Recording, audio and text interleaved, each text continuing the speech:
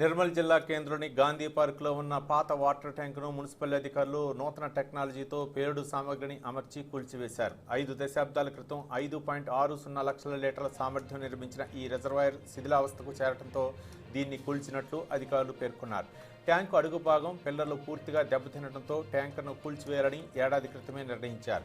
Machine Bhagiratha పథకం కింద 10 లక్షల లీటర్ల సామర్థ్యంతో ఆధునిక రిజర్వాయర్ను నిర్మించిన తర్వాత దీన్ని కూల్చివేశారు.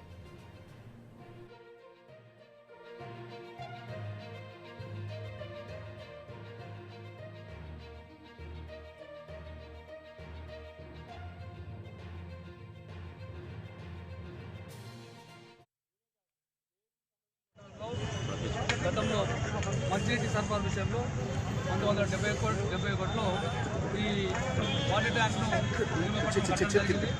ఈ కట్టిన గాంధీ పార్క్లో సుమారు 50 సంవత్సరాల క్రితం అయిన ఆ ట్యాంక్ యొక్క సర్వీస్ ఎప్పుడు అయిపోయిన దాన్ని ఎందుకంటే ఇప్పటికీ ఎన్నోసార్లు అత్యవసర పరిస్థితి కూడా ఎప్పుడు పడతా అనే పరిస్థితి ఉండేది.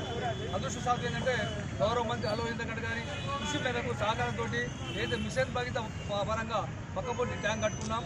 ఆ ట్యాంక్లో నీళ్లు వచ్చే వరకు ఆగి ఈరోజు ఏంటంటే మేము అంటే టెక్నికల్గా ఎందుకంటే 2-3 రోజుల క్రితం అనుకున్నాం, కానీ ఎందుకంటే ప్లాస్టిక్ కానీ ఇవన్నీ కూడా సమస్యలు ఉంటాయి కాబట్టి ఇవన్నీ కూడా చట్టపరంగా అన్ని చర్యలు తీసుకొని ఈరోజు డిస్మెంటల్ అంటే ఎవ్వరికి ఎలాంటి ప్రమాదం జరగకుండా సెక్యూరిటీ పరంగా అన్ని చర్యలు తీసుకొని